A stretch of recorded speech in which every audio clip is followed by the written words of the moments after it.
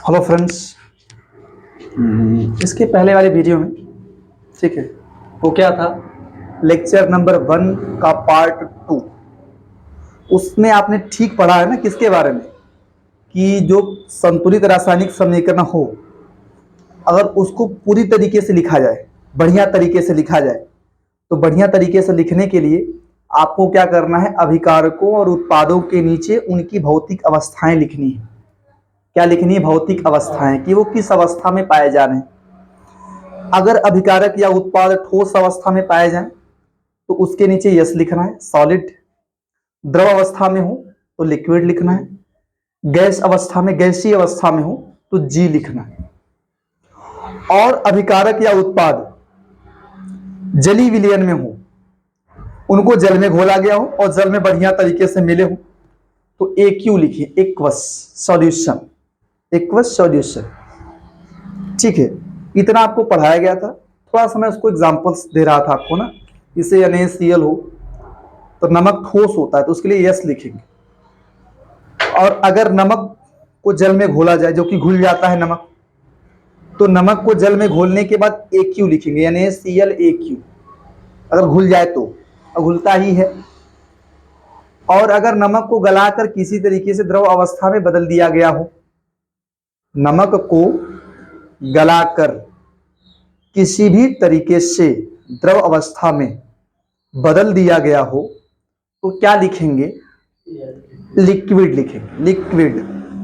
और जो लिक्विड जल है, ध्यान दिया, आपको मैं बता देना चाहता हूं, अगर देखो H2O है, अगर ये H2O गैस लिखा हो, अगर H2O लिक्विड लिखा हो, अगर H2O सॉलिड लिखा हो, इसका मतलब आप क्या समझेंगे? ध्यान दिया, H2O जो कि देखो लिक्विड होता है, ये इसकी सामान्य अवस्था है। जल की क्या है? सामान्य अवस्था। ये सामान्यतः जल है, ये जल की अवस्था है। जल तो लिक्विड होता है, द्रव होता है। लेकिन अगर जल को ठंडा करके बर्फ में बदल दिया गया हो तो क्या लिखेंगे? सॉलिड। क्या लिखेंगे आप? हाँ, ये बर्फ का प्रतीक है।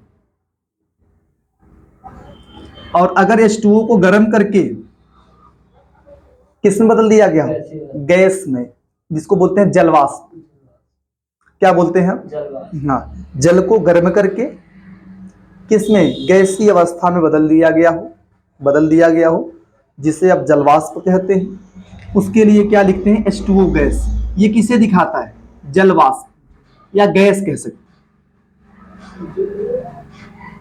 ठीक है, समझ पा रहे हैं? ऐसे ही कुछ और एग्जांपल देख लो, जितना एग्जांपल लेंगे उतना बेहतर समझेंगे आप। जैसे मान लो, अगर आपका ग्लूकोज, जानते हैं ग्लूकोज ना, ग्लूकोज का प्रतीक लिखेंगे तो ग्लूकोज का फार्मूला है C6H12O6। इसके लिए आप लिखेंगे सॉलिड। क्या लिखेंगे आप? सॉलिड। ये गैस नहीं होता, ठोस होता है। देखा हुआ ग्लूकोज आप देखते हैं, ग्लूकोन डी, वो ग्लूकोज है। ठीक है। और अगर आपका एक है चीनी, चीनी जिसको सुक्रोज बोलते हैं, ये ग्लूकोज है आपका, मैं लिख दे रहा हूं, ये ग्लूकोज है। और एक होता है क्या? चीनी, जिसको बोलते हैं सुक्रोज। चीनी का नाम क्या है? सुक्रोज। ये आपका चीनी है, इसका फार्मूला होता है C12H22O11। किस अवस्था में होता है? अरे चीनी ठोस होता है ना। लेकिन हाँ, एक बात है कि अगर आप चीनी को जल में घोलेंगे तो घुल जाएगा। चीनी को जल में घोलने पर क्या होता है? घुल जाता है। तो जल में घोलने के पश्चात, जल में घोलने के पश्चात इसके लिए आप क्या लिखेंगे? C12H22O11 क्या लिखेंगे? AQ, aqueous solution.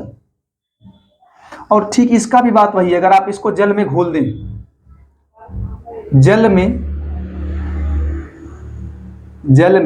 घोलने के बाद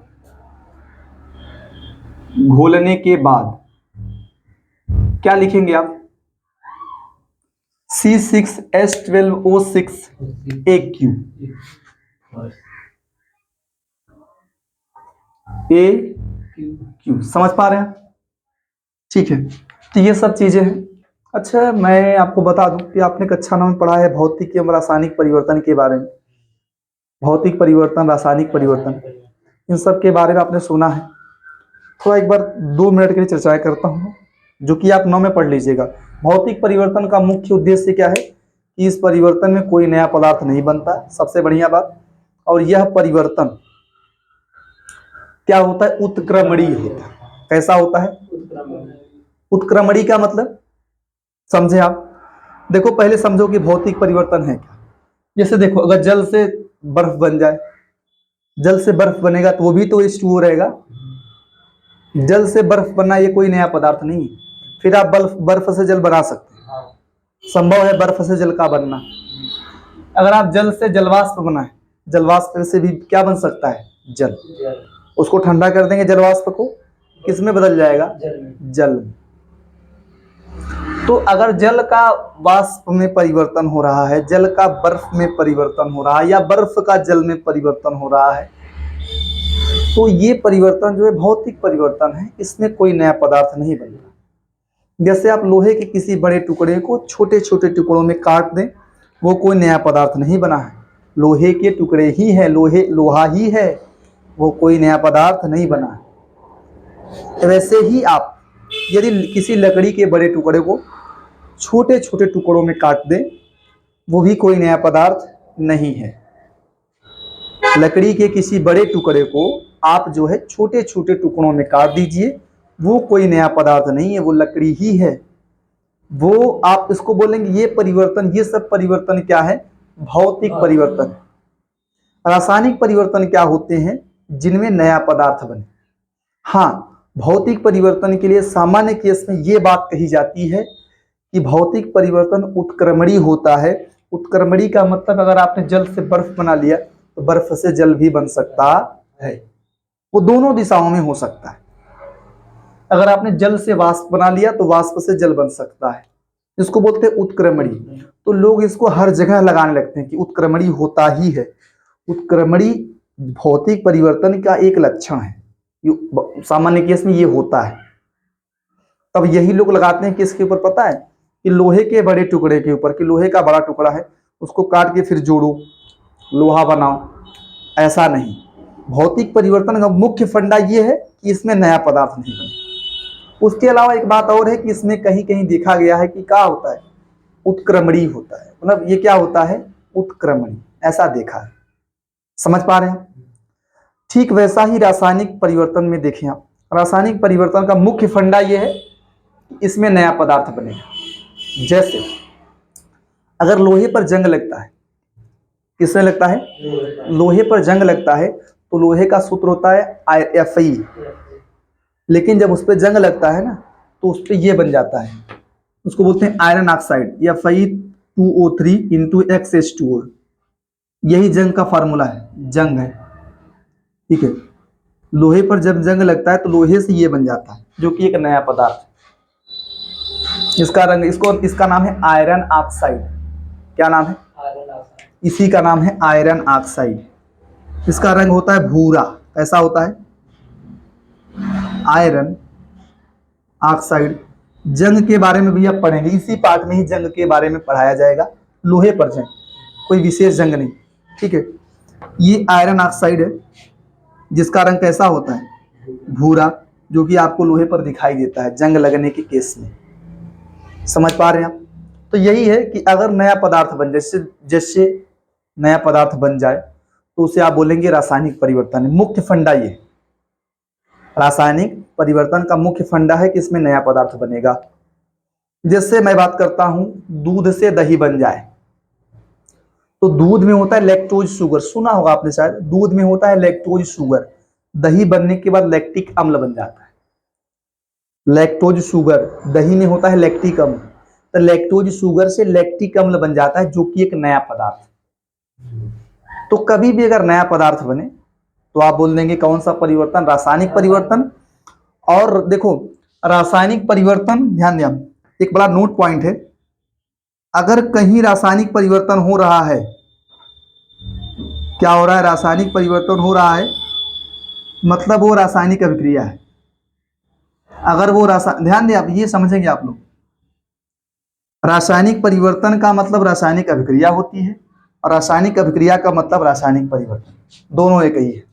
तो रासायनिक अभिक्रियाओं में कौन सा परिवर्तन देखेंगे आप, रासायनिक परिवर्तन। क्यों, इसका भी मतलब समझें।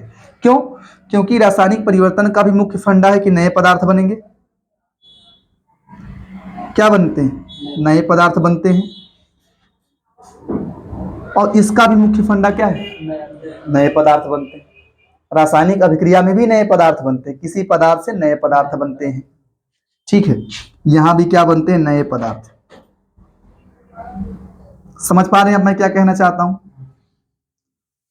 तो कहीं भी अगर रासायनिक परिवर्तन है मतलब वह रासायनिक अभिक्रिया है, या रासायनिक अभिक्रिया है मतलब वहां रासायनिक परिवर्तन हो रहा है।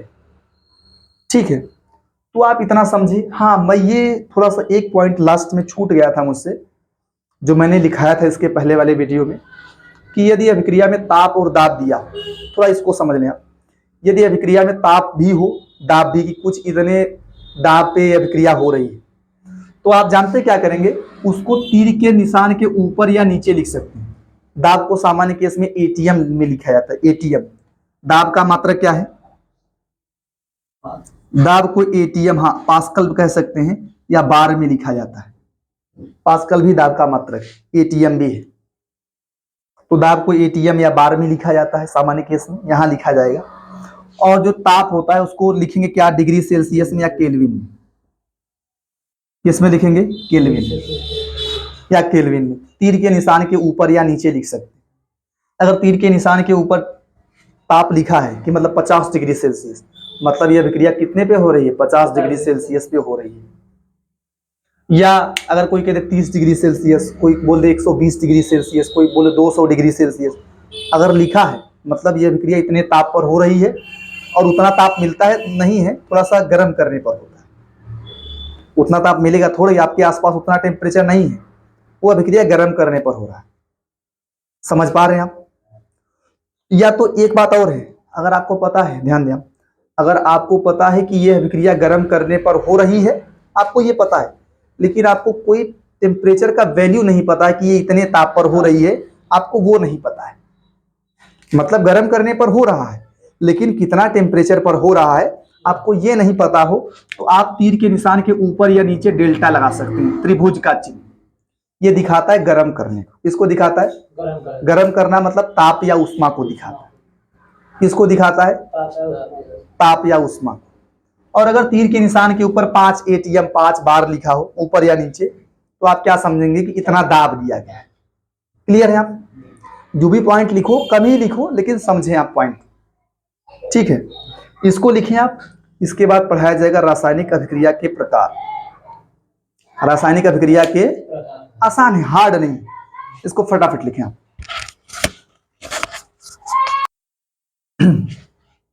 ध्यान दीजिए आप, ये आपका हो गया है कि रासायनिक परिवर्तन का मतलब रासायनिक अभिक्रिया, रासायनिक अभिक्रिया का मतलब रासायनिक परिवर्तन। ये इतना चीज आप जानते रहे। ठीक है, हाँ एक और है, उत्प्रेरक। मैंने थोड़ा सा नहीं लिखवाया, जहां आपने लिखा था कि ताप या दाब ना, ऐसा लिखा था आपने, तथा उत्प्रेरक भी लिख लीजिएगा।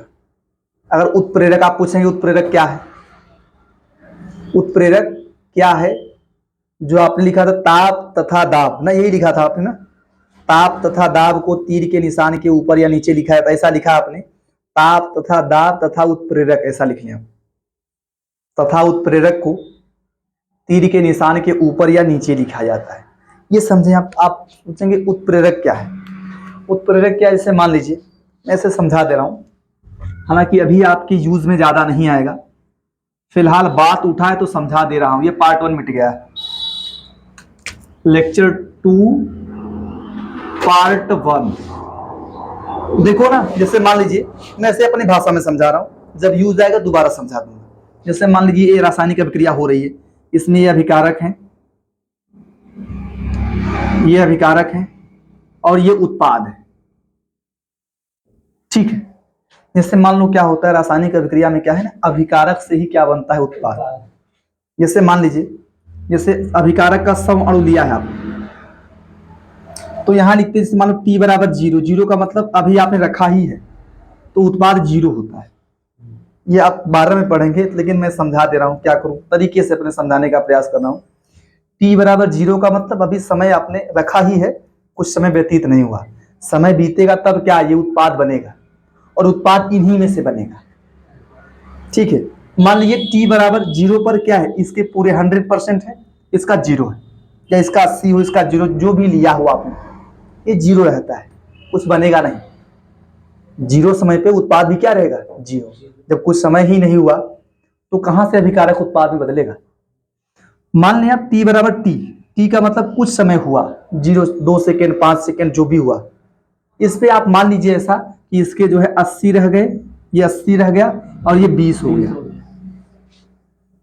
ये 80 है, ये क्या है 20, कि T बराबर T, जिसको मैं मान ले रहा हूं, चलो अच्छा 2 सेकेंड, क्या मान ले रहा हूं कि T बराबर 2 सेकेंड पर, ये सामान्य घटना है कि इसका जो है 80 अणु रहता है, 20 अणु, अभिकारक के 80 अणु बचे रहते हैं, बाकी 20 अणु कहां कन्वर्ट हो जाता है, उत्पाद में।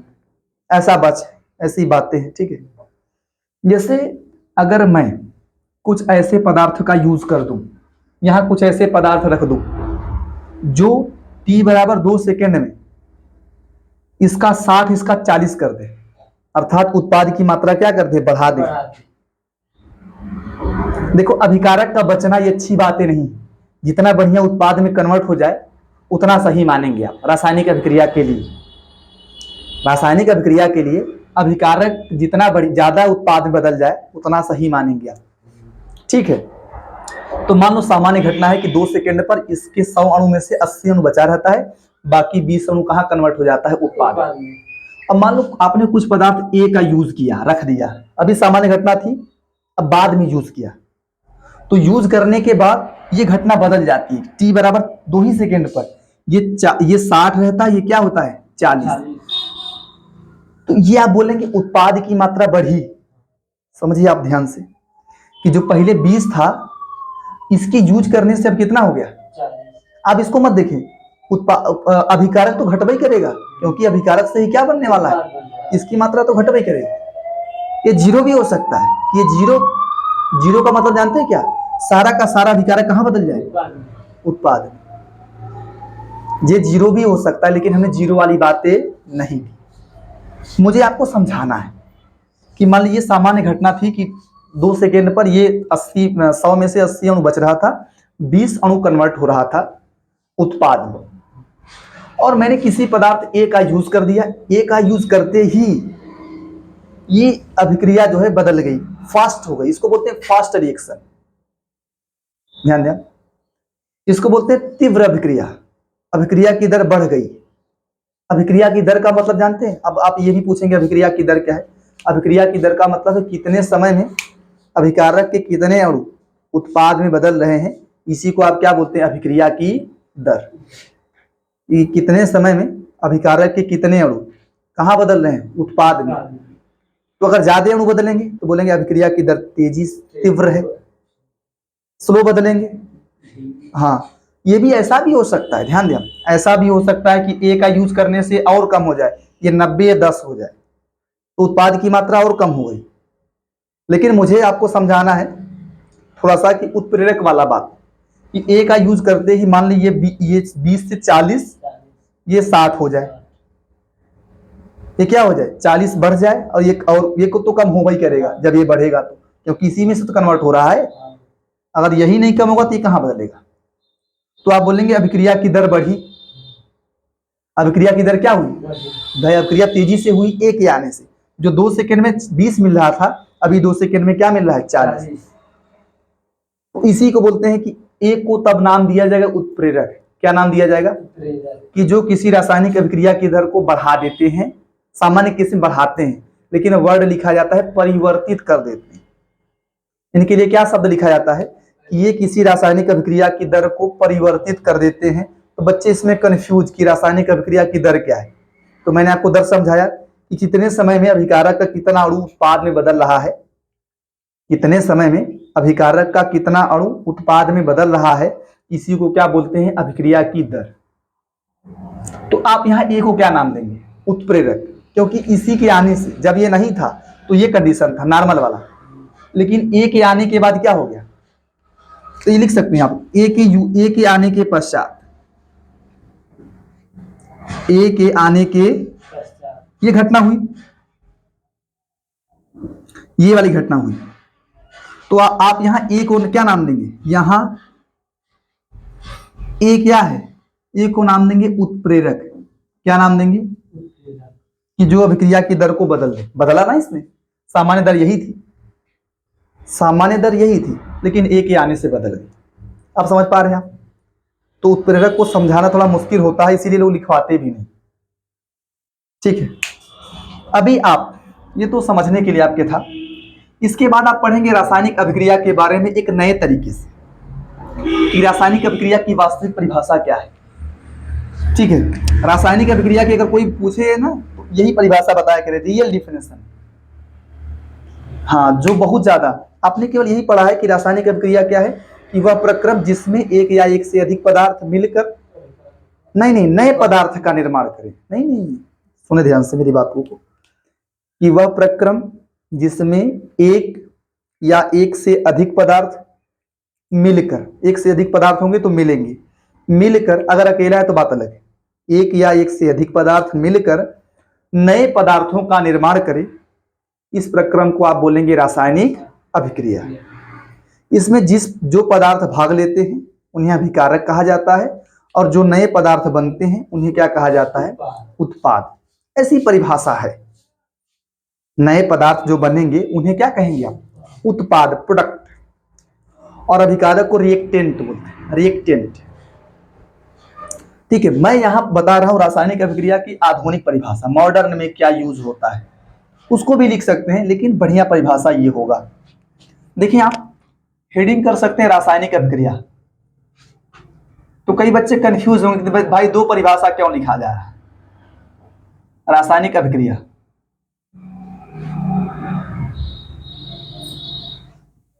इसको क्या बोलते हैं, केमिकल रिएक्शन। क्या बोलते हैं आप, केमिकल रिएक्शन, केमिकल रिएक्शन। इसका जो मॉडर्न, मैं लिख रहा हूं आधुनिक परिभाषा, ठीक है, ताकि आप जानते रहे कि दोनों में क्या डिफरेंस है। आधुनिक परिभाषा, तो जानते क्या लिखेंगे, इसके विषय में कहा जाता है, मैं समझा भी दूंगा आपको, लिखा जाता है कि वह प्रक्रम जिसमें, कितने समय का वीडियो हुआ, ठीक है, वह प्रक्रम जिसमें अभिकारकों के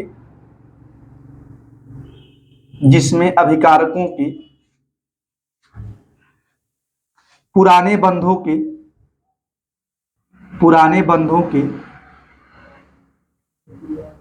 टूटने, जिसमें अभिकारकों के पुराने बंधों के, मतलब पहले से जो बॉन्ड है वो टूटेंगे, पुराने बंधों के टूटने, ये लिखा करें, बढ़िया रहेगा आपके लिए, एवं उनके स्थान पर नए बंध के बनने से नए पदार्थों का निर्माण होता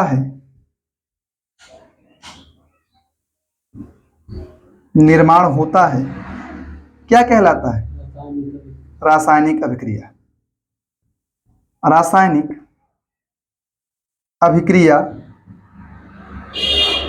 अभिक्रिया कहलाता है। जानते हैं, इसको मैं समझा सकता हूं एक एग्जाम्पल के थ्रू, इसको आप हर जगह लगा भी सकते हैं।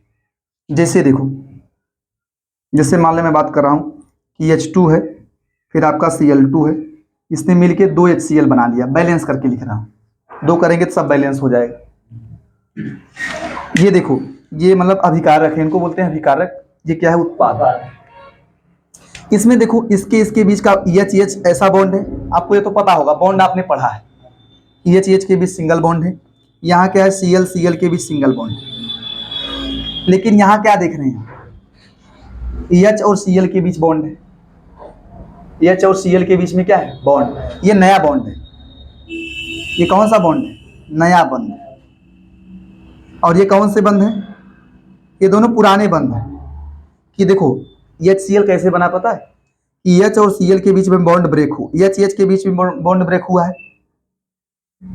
HCl कैसे बना है वो समझें आप। EH का बॉन्ड ब्रेक हुआ है, ये Cl का बॉन्ड ब्रेक हुआ है। एक H एक Cl के साथ बॉन्ड बनाया है, अगला H अगले Cl के साथ बॉन्ड बनाया है। समझे आप लोग? एक H एक Cl के साथ बॉन्ड बनाया है।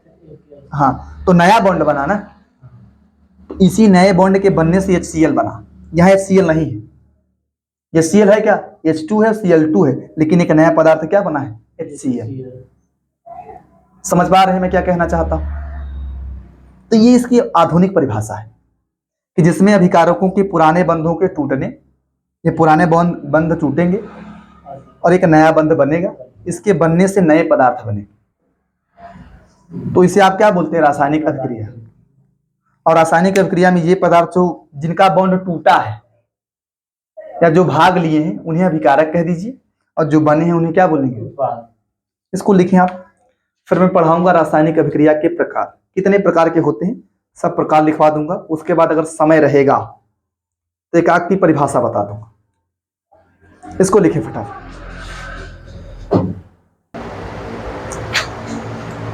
देखिए ध्यान से, आपका ये हो गया ना। अब आपको पढ़ाएंगे रासायनिक अभिक्रिया के प्रकार। ठीक है, रीडिंग करें आप। रासायनिक अभिक्रिया के प्रकार।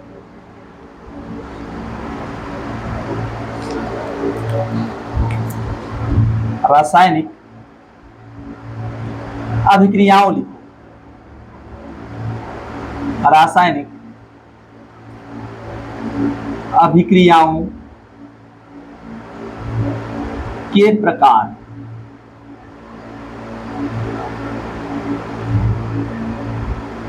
तो ध्यान दें, अब कितने प्रकार की होती है रासायनिक अभिक्रियाएं? अंग्रेजी है टाइप्स ऑफ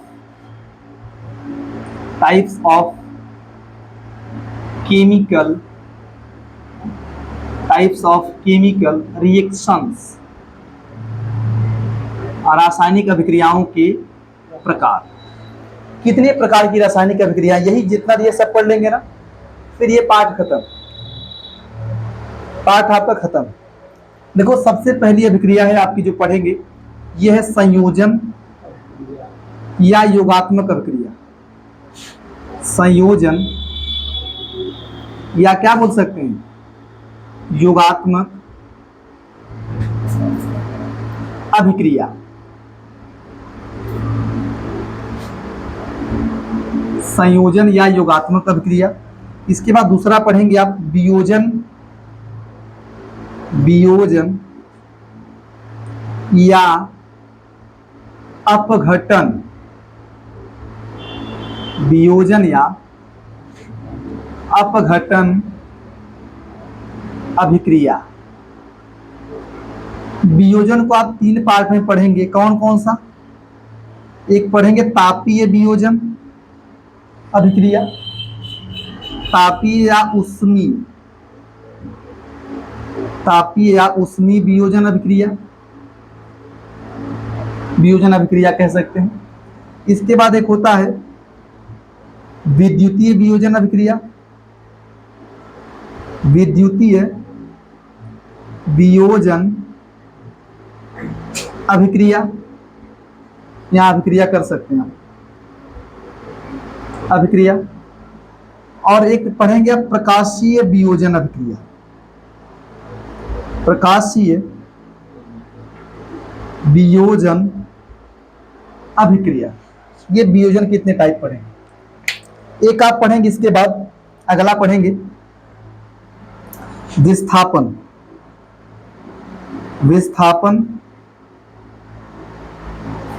या कई लोग इसको आप ये भी कह सकते हैं एकल विस्थापन अभिक्रिया। विस्थापन सामान्य केस में तो विस्थापन कहा जाता है, इसको आप एकल विस्थापन भी कह सकते हैं, विस्थापन या एकल विस्थापन अभिक्रिया। इसके बाद आप पढ़ेंगे द्विविस्थापन अभिक्रिया,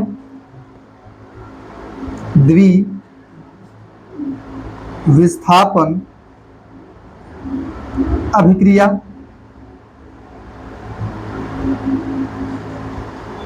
आ रहा है ना, देखो कहां तक आ सकते हैं, यहां तक आ सकते हैं। हाँ, इसके बाद आप पढ़ेंगे, ये हो गया आपका ना वियोजन हो गया, विस्थापन हो गया, द्विविस्थापन हो गया। इसके बाद आप पढ़ेंगे क्या, हाँ नहीं रेडॉक्स नहीं, मैं पढ़ाऊंगा ना ऊष्माक्षेपी, ऊष्माक्षेपी एवं ऊष्माशोषी अभिक्रिया, ऊष्माक्षेपी एवं ऊष्माशोषी अभिक्रिया। इसके बाद आप पढ़ेंगे रेडॉक्स अभिक्रिया। क्या पढ़ेंगे आप, हाँ इसको मिटा दे रहा हूं ना,